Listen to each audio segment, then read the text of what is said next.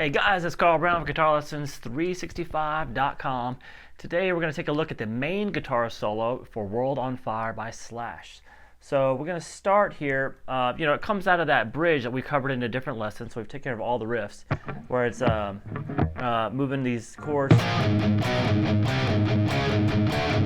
Alright, so that leads into the solo, and we're going to start here on the open B string, hammer onto the 3rd fret, and then the 5th fret. Then pull back off to the 3rd and back off to the open string. So you're just going to do that a few times. Probably 8 to be more specific. And then we're going to do a whole step bend at the 7th fret. I'll play this little phrase. Alright, so it's a whole step bend at the 7th fret on the high E. And then you're going to play 7, 6, 5, 3, over to 5 on the B. And then you're going to play the 5th fret on the high E string. Then the whole step bend here at the 3rd fret with your 1st finger. So we have this. And then back down to that 3rd fret. You're going to pull off 5 to 3 on the B now. And then 4th fret on the G, then slide from 3 back to 5 on the B. Now there's possible ways to play up here and stuff like that. Probably maybe a little bit easier, but I watched some live videos and he does play it down here like I'm playing it right now. So we have this all together.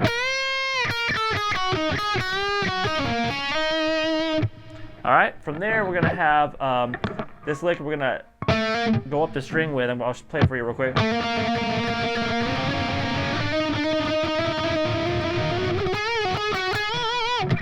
Alright, so that's the same thing, but he starts bringing in a different open string as he goes up. So we have, going to hammer 3 to 4 on the G string, and then hit the B string after it.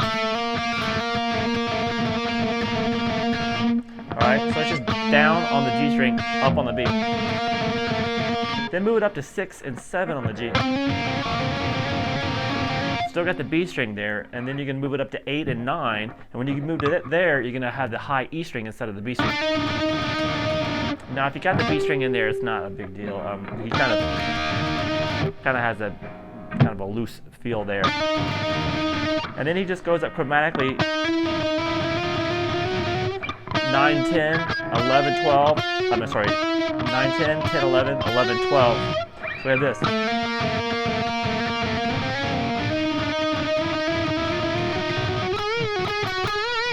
And when he gets up here, after that,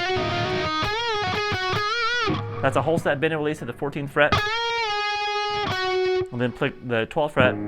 Then play 14, 12 again. Then a whole step bend again at the 14th.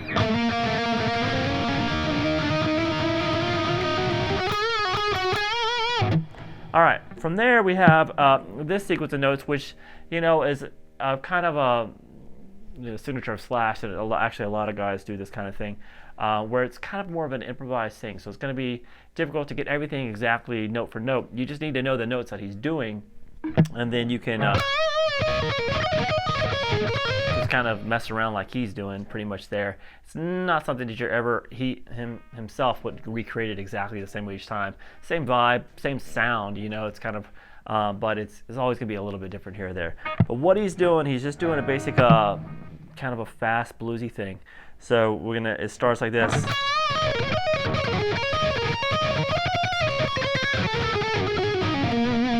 All right, so that's basically a lot of pentatonic to start with, whole step bend.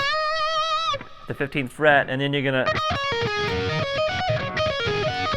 kind of high E string, 12th fret, pull off 15 to 12 on the B, then 14 on the G string. So that's a very common lick he'll throw in there.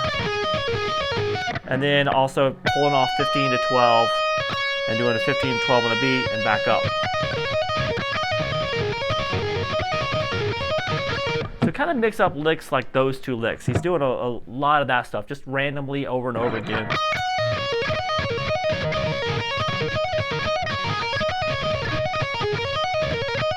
And if you've been playing a while, you probably know this kind of stuff is always kind of a random, it's more for effect, you know? So we have coming out of that,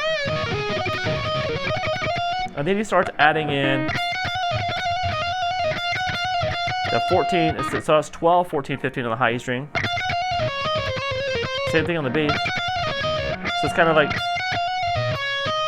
this lick now is being incorporated, which is 14, 15, and then hammer to those two notes, pull back off to 14, to 12 on the high E, 15 on the B, back to 12.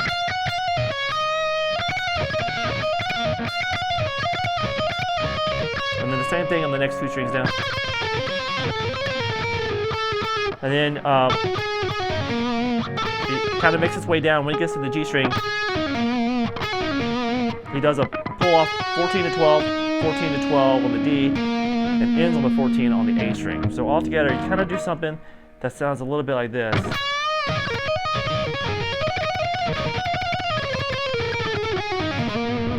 Just make sure you end on that note and start on that one. And then everything else in between is just kind of, you know, have fun. All right. From there, we have this.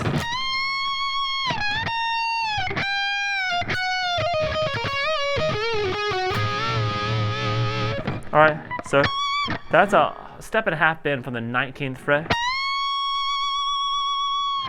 And then you're going to kind of do a pre-bend at the 17th. Kind of, you bend it up really quick maybe, it doesn't have to be a pre-bend. 17th fret and then release it. And then at the 15th.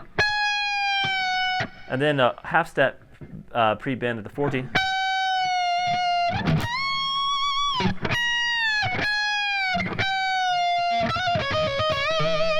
All right, from there we had that little lick that we did earlier. End it with a whole step bend at the 15th fret, and then that's the 12th fret on the high E, 14th fret, whole step bend and release on the G string, 12th fret, then 14, 12 again. And then you're going to grab the 14th fret on the G and the B together, bend them up slightly, and then bring it back down and just hold them.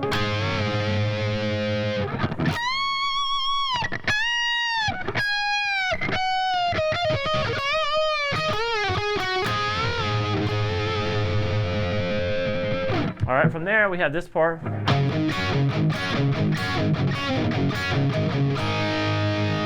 So that's just going, it's heavily muted. You're going to do the open D and G string together to the 2nd fret on both those strings. And then reach and grab the 3rd fret here on the B string and the G string together. So we have this.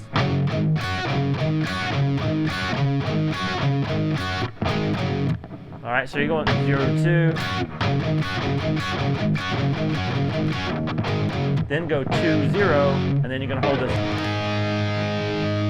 which is just an A chord, and you're going to add your little finger borrowing the 5th fret on the B and the high E string together. So it's the 2nd fret on the G, 2nd fret on the D, and the open A with it. All right, then we have this little G major triad.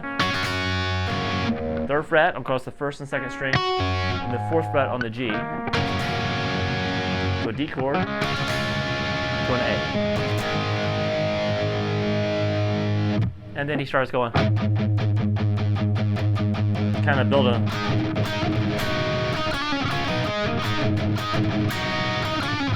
It's just, you know, kind of half of that main riff, just repeated until it goes back into the chorus. All right, so stay tuned. We're going to take a look at the outro solo next. I'll see you then.